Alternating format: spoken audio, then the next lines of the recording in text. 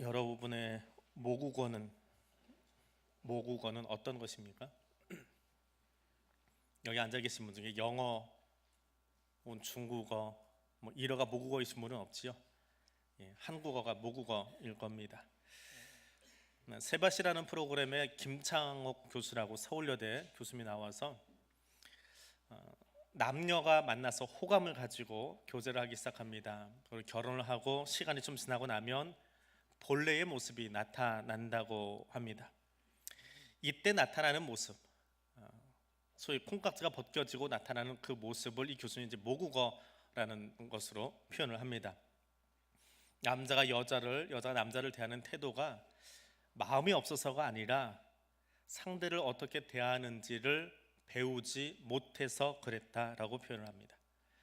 내가 가장 잘하는 말과 쉽게 하는 행동은 사실 부모에게서 보고 자란 것입니다. 부모님의 연애 방식, 사람을 관계하는 그 방식이 내 삶에 있어서 가장 편하고 쉬운 방식인 거예요.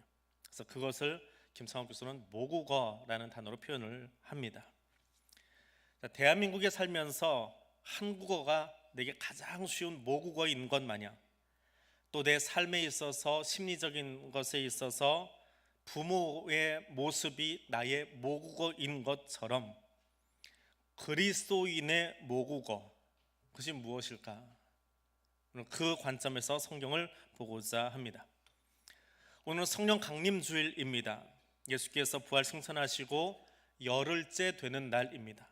지난주는 기념주일이고 원래 승천일은 목요일이기 때문에 벌써 10일을 지나고, 주님이 승천하시고 10일을 지나서 그리고 부활하신 것으로부터 계산하면 50일째 되는 날, 그것이 성령 강림한 오늘 이날입니다. 제자들이 마가 요한의 집에 모여서 기도하던 중에 성령께서 임하시는 것을 경험합니다. 그리고 2000년 전 찾아오셨던 그 성령 강림의 의미를 모국어라고 하는 단어로 가지고 함께 풀어보고자 합니다. 성령 강림, 이 사건은 함께 일하시는 하나님을 보게 합니다. 사람 인자라고 하는 글자가 있지요. 두 개의 긴 선이 기대어 있는 것입니다. 사람은 혼자 존재하지 않고 서로 기대어 사는 존재다라고 하는 것이 한자에 있는 사람인이라고 하는 글자입니다. 사람들의 공동체 역시 함께 일함으로 세워져 갑니다. 공동체는 함께 사는 사람들의 모습으로 세워져 있습니다. 이것을 잘 보여주는 것이 국가라고 하는 공동체인데, 역사 속에 이 국가의 존립이 굉장히 길었던 몇몇 나라들이 있습니다. 그 중에 하나가 로마입니다. 기원 전에 세워져서 기원 후 중세시대까지 이어졌던 신성 로마 제국까지 연결하면 1000년 넘게 지속된 국가 형태이지요. 근데 이 로마가 최대의 위기를 겪었던 것이 주전 218년입니다. 주후도 아니고 주전 218년, 이탈리아 중부에 있는 칸나이 평원에서 대규모 전투를 벌입니다.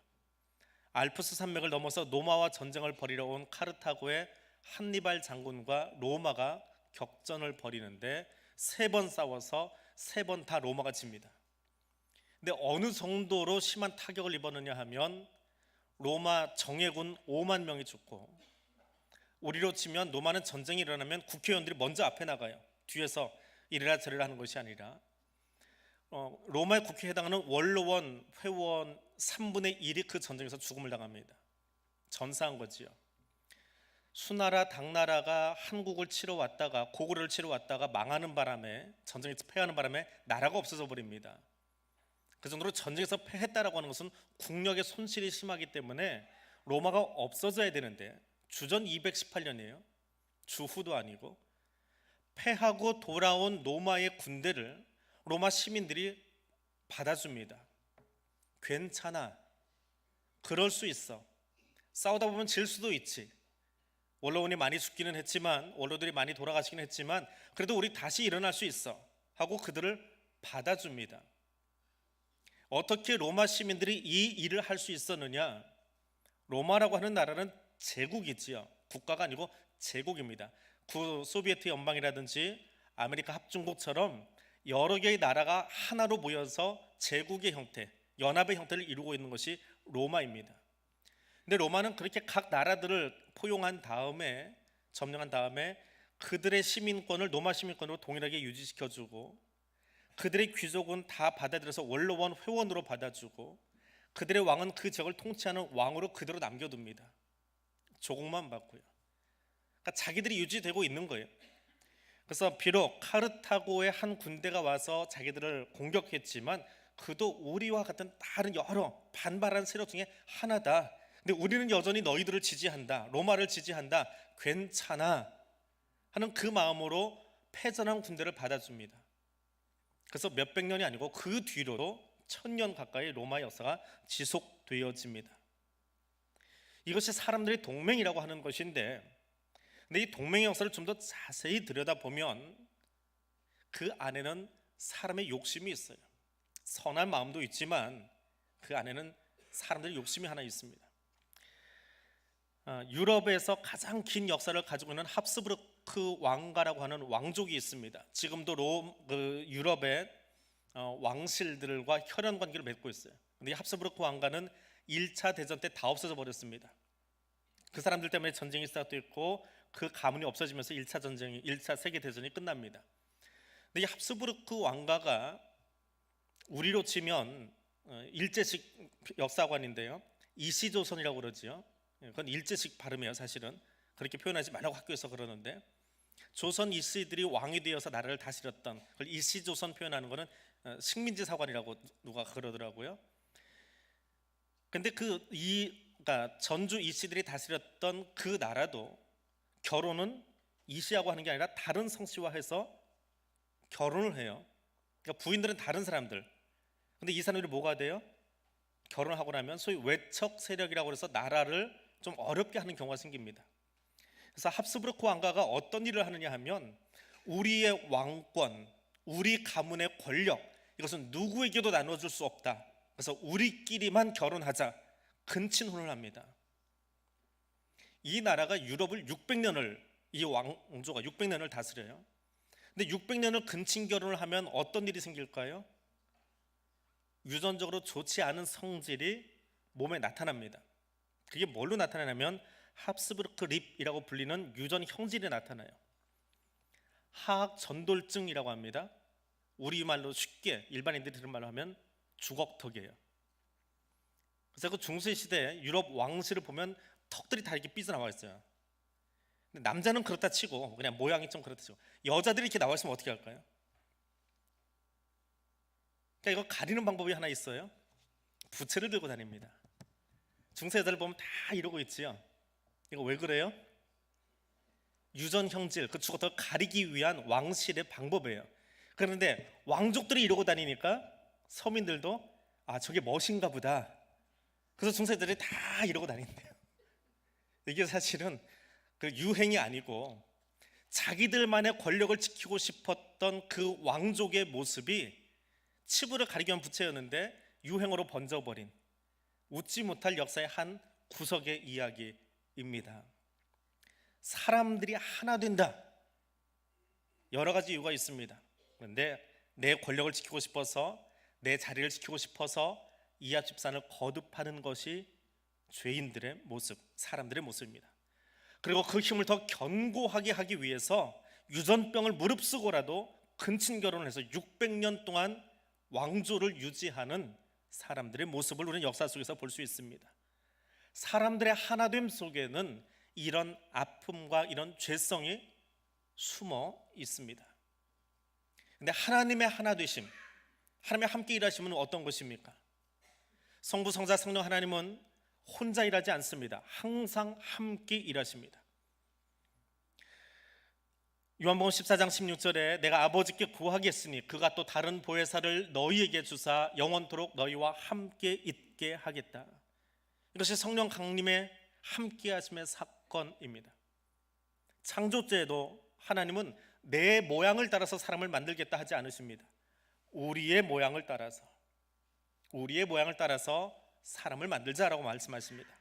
예수님 세례 받으시던 그곳에서도 성자 하나님, 이 땅에서 세례 받으시는 그때에 성부 하나님께서는 내 사랑하는 아들이다라고 말씀해 주시고 성령 하나님은 비둘기의 형태로 그곳에 임재하십니다.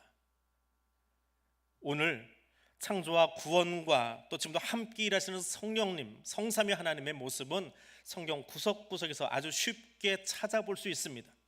오순절 성령 강림도 마찬가지입니다. 성령 하나님은 혼자 그곳에 임하신 것이 아니더라라고 하는 겁니다. 예수 그리스도께서 제자들에게 약속하셨고 약속하신 대로 하나님께서 제자들에게 성령을 부어주셨습니다. 삼위 하나님이 함께 일하시는 곳, 함께 역사하시는 곳, 그것이 성령 강림의 사건이더라라고 하는 겁니다. 함께 일하시는 삼위 하나님께서 제자들을 돕고 그들을 이끌기 위해서 찾아오신 것이 성령 강림의 사건입니다. 그리고 그 함께 일하심 속에는 창조가 있고 구원이 있고 생명을 부여해주고 생명을 회복하고 생명을 나누며 일하는 모습이 그 안에 있습니다. 그래서 성령 강림은 그리스도인이 누구인가라고 하는 정체성을 가르쳐주는 사건입니다. 함께하는 사역, 교회는 뛰어난 한 사람에 의해서 움직이지 않습니다. 우리들이 사도들의 신앙 고백을 따라서 고백했던 것처럼 우리는 거룩한 공교회를 믿습니다. 공교회라고 하는 말은 개교회주의가 아닙니다. 우리 교회만 잘 되면 된다, 다른 교회는 대충 해도 된다, 우리 교회로 해서 다른 교회가 희생되면 된다라고 하는 이야기가 아닙니다. 전 세계 모든 교회가 하나님의 피로 갖추어 사신 교회들이 함께 서 갈 수 있도록 세워지는 것이 공교회라고 하는 것의 개념입니다. 뛰어난 지도를 가진 한 사람에 의해서 교회가 세워지는 것이 아닙니다. 탁월한 성직자나 탁월한 리더십을 가진 어떤 사람에 의해서, 어떤 집단에 의해서, 어떤 모임에 의해서 교회가 움직인다, 그거는 교회가 아닙니다. 그건 개인의 파워 집단일 뿐입니다. 교회가 바로 서려면 그 제자들의 모임 가운데, 성도들의 모임 가운데 강림하신 성령님의 역사가 있어야 하고 그분의 의도대로 움직여야 합니다. 부활 승천을 목도하고 기쁨 가운데 50일을 지냈던 제자들을 보십시오. 부활을 목격하고 승천을 목격한 제자들, 근데 그들은 아직 세상을 향해서 나가지 않습니다. 여기 앉아있는 사람들 중에 내 육신의 눈으로 부활하신 예수님 보신 분 계십니까? 그건 이 손으로 부활하신 예수님을 혹시 만져보신 분 계십니까? 그런데 2000년 전 제자들은 부활하신 예수를 보았습니다. 그것도 40일 동안이나 같이 밥 먹고 같이 돌아다니며 더 많은 예수님의 이야기와 말씀을 듣고 경험했습니다. 더군다나 승천하시는 예수 그리스도를 보았습니다. 얼마나 흥분했을까요? 말씀만 들어도 때로는 내가 감격이 되고 은혜를 받았다고 하는데 그 부활하신 주님을 보고 나서 그들의 가슴, 그들의 생각은 얼마나 흥분되었을까요? 그런데 그 흥분된 마음을 가지고 유대와 사마리아 땅끝까지 나가지 않았습니다.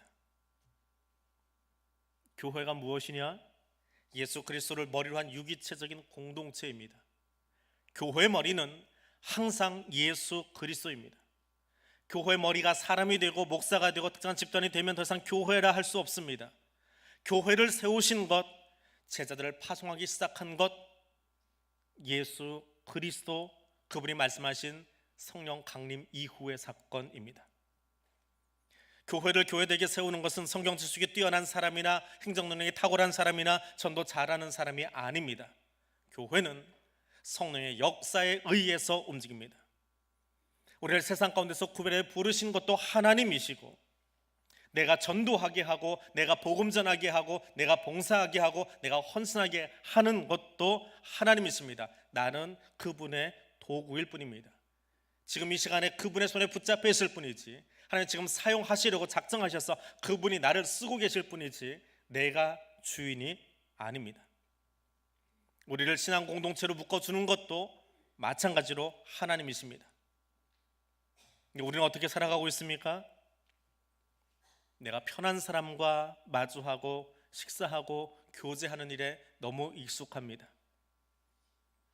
그런데 이방인과 유대인, 자유자와 노예, 남녀노소가 하나 될 수 있는 것, 어떻게 하면 가능합니까?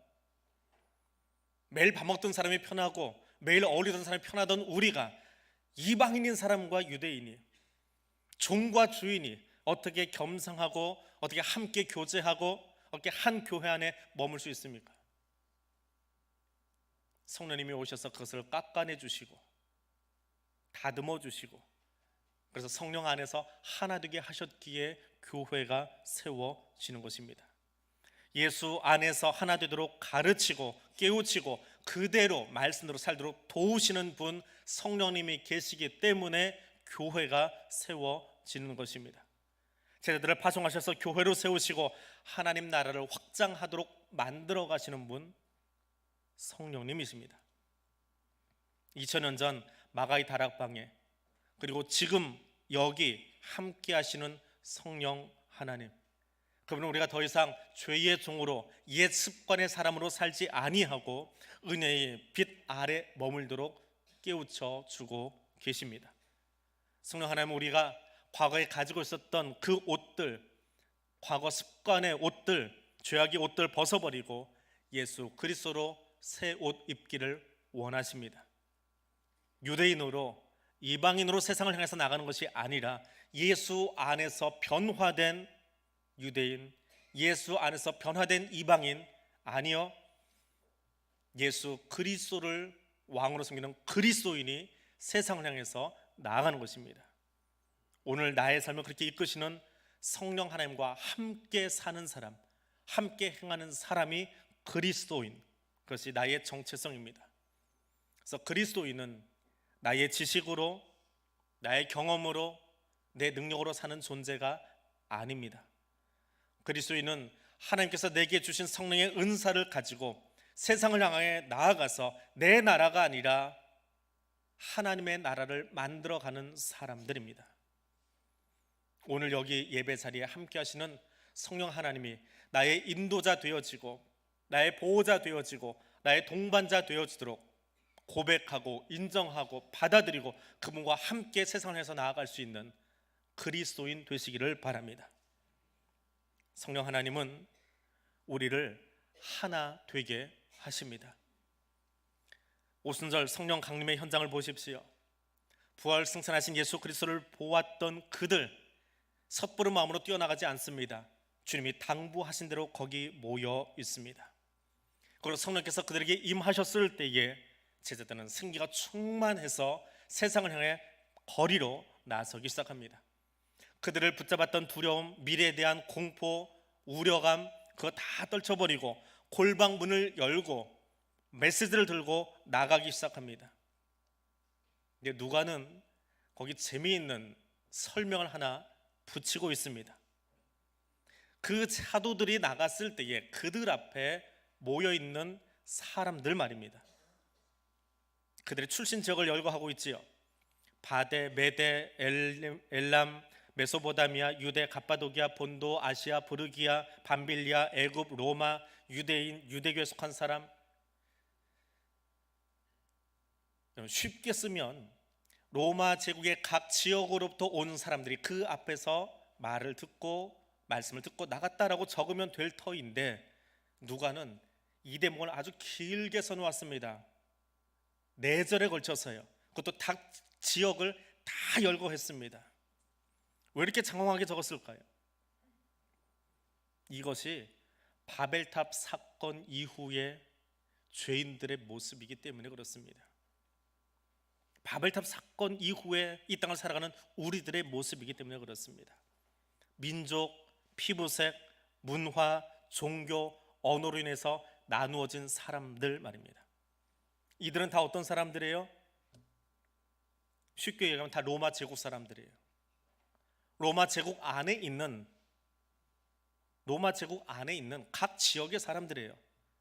대한민국 안에 있는 경상도 사람, 전라도 사람, 충청도 사람, 제주도 사람, 강원도 사람, 경기도 사람, 그렇게 표현한 것과 똑같습니다.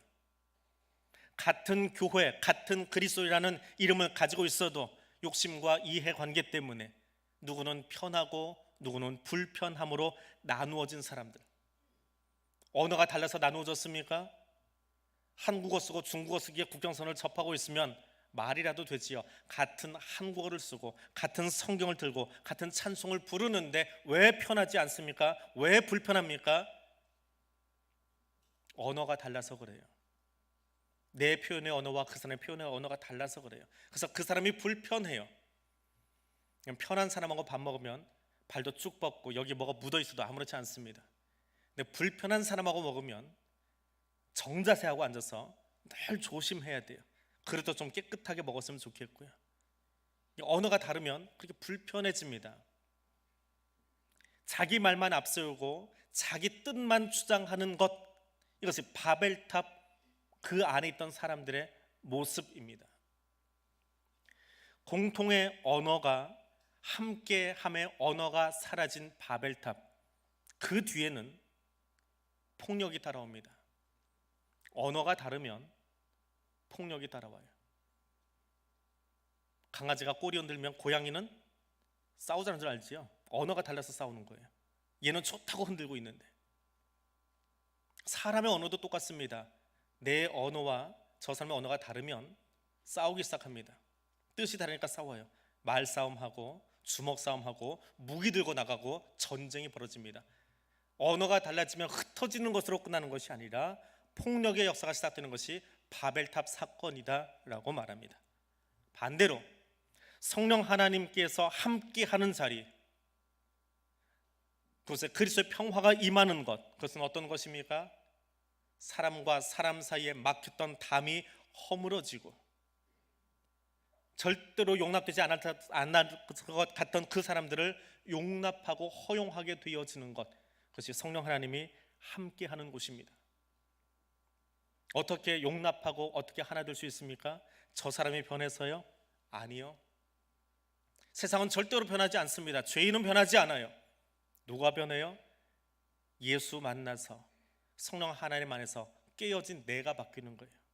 성령 하나님이 나를 깨뜨려 주시고 나를 바꿔주시고 나를 변화시켜 주어서 세상은 변하지 않지만 그들을 품을 수 있는 사람이 내가 되는 거예요. 그래서 예수 그리스도 안에서 성령 안에서 변화된 내가, 변화된 그리스도인이 저 세상을 품을 수 있게 되어지는 거예요. 그것이 그리스도인입니다. 그 그리스도인들이 함께하는 것이 하나님의 평화를 경험하는 것입니다. 우리가 살아가는 세상, 지금 우리가 사는 세상 보십시오.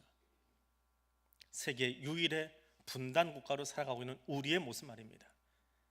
대륙 끄트머리에 작은 반도 땅, 그것도 허리 잘려버린 그 작은 땅에 살고 있는 내 모습 말입니다.